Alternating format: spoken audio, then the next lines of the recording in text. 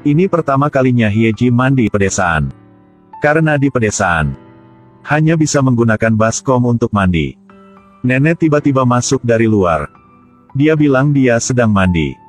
Tapi kata nenek, kalau mandi, mandi saja, apa gunanya mengunci pintu? Terus memanggil Hyeji untuk membuka pintu. Dia tidak punya pilihan selain melakukan apa yang neneknya katakan. Masih ada banyak hal memalukan seperti itu. Misalnya, nenek terus meminta untuk tidur dengannya. Bahkan pergi ke kamar kecil, nenek juga ingin mengikutinya. Hyeji merasa tidak nyaman. Tapi dia masih tidak bisa menghentikan neneknya. Karena dia tahu, neneknya hanya takut dia tiba-tiba menghilang lagi. 15 tahun yang lalu, ayahnya meninggal dan ibunya mendapat suami baru. Hanya nenek dan dia bergantung satu sama lain. Sesuatu hari, nenek membawanya ke pasar. Baru saja berpaling, nenek tidak bisa melihat kemana Hyeji itu pergi. Nenek tiba-tiba panik dan berlari kembali untuk menemukannya. Tapi dia terus mencari selama 12 tahun. Sekarang dia sudah sangat tua. Bahkan duduk untuk memetik sayuran juga membutuhkan banyak energi. Setiap hari ketika pulang ke rumah, dia berjalan di sekitar jalan kecil. Tempel pemberitahuan untuk menemukan Hyeji. Investor menggandakan harga baginya untuk pindah rumah. Nenek menyiramkan air padanya. Dia takut suatu hari cucunya akan kembali dan tidak dapat menemukan rumah. Dia tidak pernah menyerah untuk menemukan Hyeji. Sampai suatu hari, akhirnya kabar baik telah datang. Hyeji telah ditemukan. Dia bergegas ke kantor polisi. Begitu cepat sehingga bahkan tetangganya tidak bisa menariknya. Dari kantor polisi dia mengetahui bahwa pada tahun itu, Hyeji diambil oleh ibunya. Bawa dia untuk tinggal bersama ayah tirinya. Tapi tidak lama setelah itu ibunya mengalami kecelakaan mobil. Ayah tiri juga meninggalkan Hyeji. Biarkan dia hidup mengembara tanpa rumah. Pada saat ini, Hyeji melangkah masuk. Dia telah tumbuh dan menjadi wanita muda.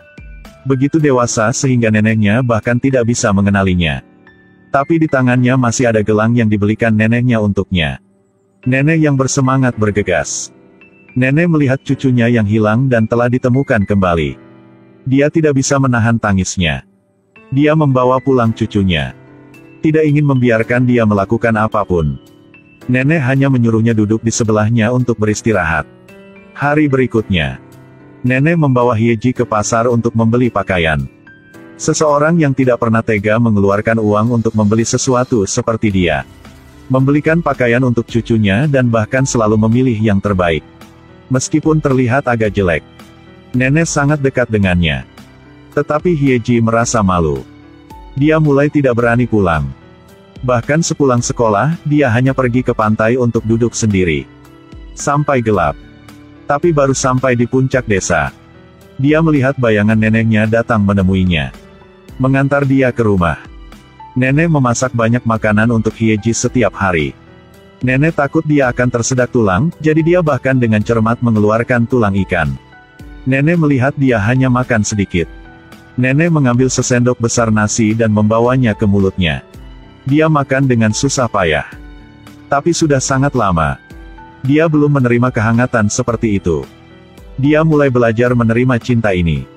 Mengenakan jepit rambut yang dibelikan nenek untuknya. Buka pintunya agar neneknya bisa melihatnya kapan saja. Nenek hidup dengan scuba diving.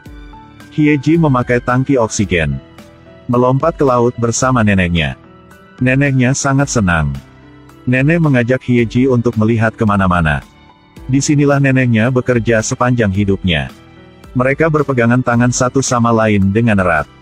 Berenang melewati karang, melalui ikan. Ke kedalaman laut. Setelah pulang ke rumah, dia melihat neneknya menjemur pakaian di bawah sinar matahari. Dia mendekat untuk mengoleskan tabir surya pada neneknya. Nenek tersenyum senang dan menatap Hyeji. Nenek tahu bahwa cucunya sangat malu untuk menunjukkan cinta. Nenek dan cucunya semakin dekat. Sampai ada panggilan telepon. Telah menghancurkan kehidupan yang tenang ini. Ini mantan pacarnya yang buruk. Mereka mengancamnya untuk memberinya uang. Kalau tidak, dia akan memperlakukan temannya dengan kejam. Abu dari masa lalu sekali lagi mencekik Hyeji. Dia dengan gugup melihat ke kamar mandi. Ada seorang pria sedang mandi di dalam. Dia dengan cepat membuka kunci pintu. Pria itu dengan cepat keluar. Dia baru saja memasuki kamar mandi. Dua anak laki-laki tiba-tiba masuk. Mereka dengan panik mengambil gambar pria itu. Pria itu segera tahu dia telah terjebak. Dia marah dan ingin memukul Hyeji. Untungnya, dia dihentikan oleh kaki tangan Hyeji. Setiap hari dia hidup dalam ketakutan seperti ini. Karena ini adalah satu-satunya sumber pendapatan mereka. Ini adalah kehidupan tunawisma di masa lalu. Dia dipaksa untuk melakukan segala macam hal buruk setiap hari. Dia awalnya berpikir bahwa kembali ke samping neneknya dapat sepenuhnya memotong masa lalu.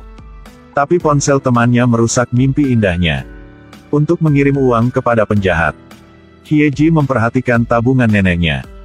Ketika dia pergi ke bank, dia ragu-ragu lagi. Dia takut neneknya akan sedih.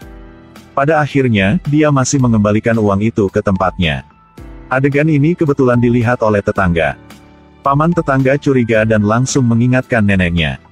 Tapi neneknya memarahinya dan menyuruhnya pergi. Neneknya mempercayainya tanpa syarat. Hyeji merasa bersalah pergi ke pantai untuk merokok. Neneknya tiba-tiba muncul dari belakang. Dia buru-buru memadamkan rokok. Neneknya memberitahunya satu hal. Lalu merokok bersama cucunya. Pada saat ini dia tiba-tiba bertanya, langit dan laut, mana yang lebih luas? Hyeji berkata tentu saja langit. Dia tidak menyadarinya, nenek tercengang sejenak. Menghisap rokok. Terlihat agak shock. Nenek mencondongkan tubuh lebih dekat ke Hyeji, berkata, tidak peduli seberapa keras dan melelahkan hidup ini. Yang kamu butuhkan hanyalah teman yang tabah. Inilah hidup manusia. Nenek bersedia menjadi pendampingmu. Kamu hanya butuh hidup seperti yang kamu inginkan. Aku rela melakukan apapun untukmu. Hyeji tercengang. Sebelumnya, dia berkeliaran tanpa rumah. Tidak ada yang pernah memberinya begitu banyak kebaikan. Dia tidak mengatakan apa-apa, hanya duduk diam di tepi pantai bersama neneknya. Sekarang dia tahu bahwa dia telah memiliki pendamping. Hyeji memutuskan untuk menebusnya. Dia memiliki kemampuan menggambar yang sangat baik. Jadi dia mulai menggambar sepanjang hari tentang neneknya. Membawa cinta untuk nenek. Dia akhirnya menggambar gambar yang dia inginkan. Ketika dia menunjukkannya kepada neneknya, neneknya memujinya. Juga ada air mata di matanya. Kemudian dia menunjukkan gambar ini kepada guru seninya. Gambar ini memukul guru secara langsung. Guru memutuskan untuk membawanya ke kontes. Hyeji sangat senang. Tetapi pada saat ini seorang tamu tak diundang telah datang ke pintu. Dia membuka mulutnya untuk meminta uang dari Hyeji, dia tidak memilikinya. Dia memaksanya untuk pergi mencuri uang, bahkan menyakiti neneknya. Dia baik marah maupun tak berdaya, menangis. Karena pria tak tahu malu di depannya adalah ayah kandungnya. Sebenarnya, dia bukan Hyeji. Dia adalah saudara tiri Hyeji, Eng Jo. Tahun itu, seluruh keluarga mereka mengalami kecelakaan mobil. Hyeji dan ibunya meninggal di tempat. Agar menipu untuk mendapatkan uang asuransi, dia membiarkan Eng Jo menggantikan identitas asli Hyeji. Membuangnya ke panti asuhan. Kemudian paksa dia agar menipu untuk mendapatkan uang dan setelah itu memberikan uang itu kepadanya. Bahkan kali ini menerima nenek. Itu juga karena dia mengincar hadiah bantu menemukan cucu besarnya. Tapi sekarang dia benar-benar tersentuh oleh cinta neneknya. Dia tidak ingin kembali ke kehidupan tunawisma sebelumnya. Tetapi dihadapkan dengan paksaan ayah kandungnya, dia tidak berani menentang.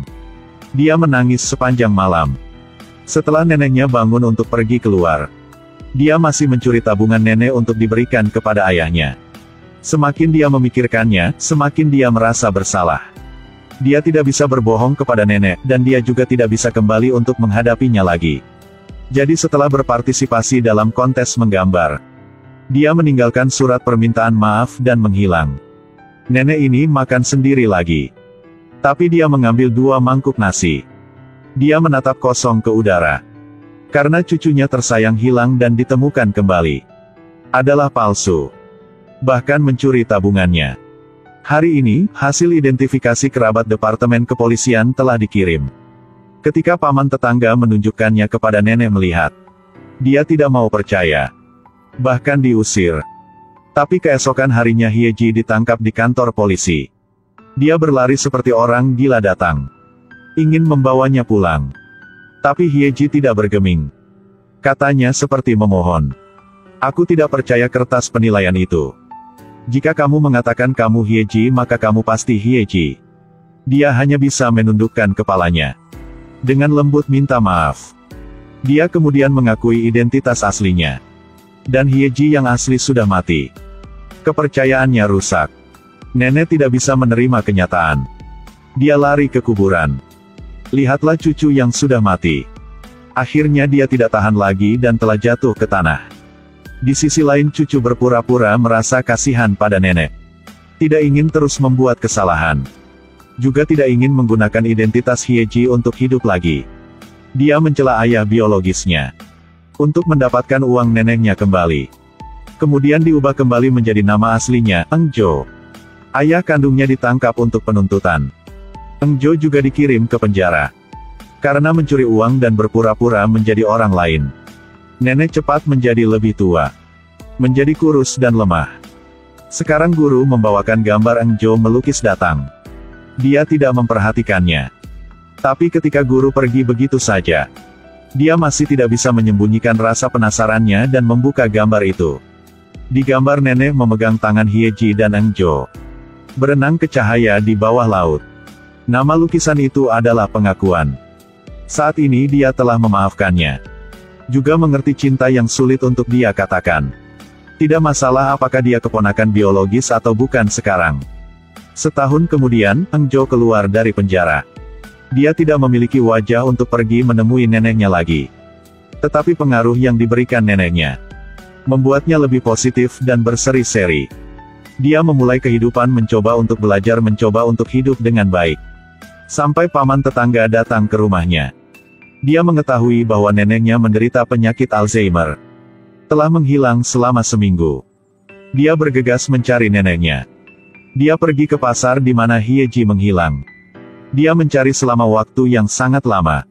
Ketika hatinya sedingin abu, dia mendengar neneknya memanggil Hyeji. Dia berlari untuk menarik neneknya. Nenek menatapnya dan memanggil, "Hyeji. Jangan pergi kemana-mana sekarang, bisakah aku tetap di sisimu?" Pernyataan ini membuatnya merasa bersalah sekaligus tersentuh. Dia memutuskan untuk kembali dan tinggal bersama neneknya.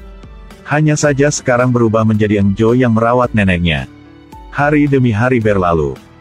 Ingatannya juga secara bertahap semakin buruk. Dia menghancurkan lukisan Eng Jo. Seperti seanak kecil. Bahkan mewarnai wajah Eng Jo. Tapi dia tidak pernah marah. Keesokan harinya setelah menidurkannya ke tempat tidur, dia menyalakan radio. Tiba-tiba di sana terdengar suara nenek. Jadi nenek tahu dia akan melupakan segalanya. Jadi dia merekam pesan itu untuk Eng Jo. Jadi dia sudah tahu segalanya. Dia bukan cucuku sejak hari dia merokok. Tanyakan padanya, langit dan laut, mana yang lebih besar? Karena ketika dia masih kecil dia memberitahu Hyeji. Laut lebih besar dari langit. Hanya saja dia tidak mau mempercayainya. Dia lebih suka dia tidak tahu. Meskipun kebenaran terungkap di depannya.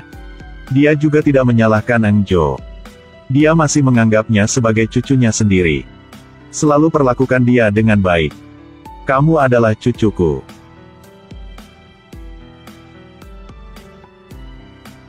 Hidupmu kesepian dan menyedihkan. Aku akhirnya bertemu denganmu. Sekarang aku akan mati. Tinggalkan kamu, beritahu aku bagaimana caranya untuk aku pergi. Eng Jo mendengarkan rekamannya, terisak. Dia terus meminta maaf kepada neneknya. Tapi sekarang nenek sudah tidak mengerti lagi. Tidak lama kemudian, nenek dirawat di rumah sakit. Dia melihat cucunya. Memanggil nama aslinya untuk pertama kalinya.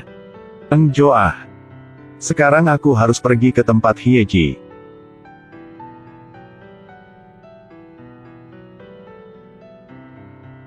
Harus segera pergi, dia telah menungguku terlalu lama.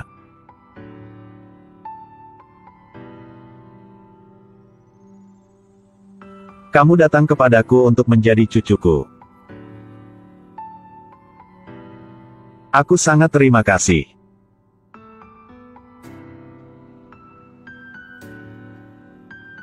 Kamu harus hidup dengan baik.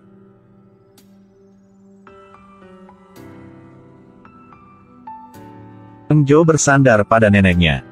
Akhirnya mengatakan permintaan maaf yang terlambat. Nenek aku sayang kamu. Di tempat yang tidak diketahui, sang nenek akhirnya muncul di ladang bunga. Menemukan Hyeji. Kali ini mereka tidak bisa dipisahkan lagi. Mereka tinggal selamanya di dalam gambar Eng Jo. Juga selalu ada di hatinya. Nenek biasanya bilang, harus hidup lama untuk memahami beberapa hal. Sekarang dia akhirnya mengerti. Kenapa nenek bilang laut lebih luas dari langit? Karena laut memeluk langit. Dan nenek adalah laut memeluk Eng Jo. Dia bisa terbang bebas di langit. Dia juga menjadi pelukis terkenal sesuai keinginannya. Ini juga cinta mendalam yang sulit diungkapkan di antara nenek dan cucunya. Tapi Eng Jo terlambat menyadarinya. Ketika kita masih bisa mengungkapkan cinta, kita harus berani mengungkapkannya.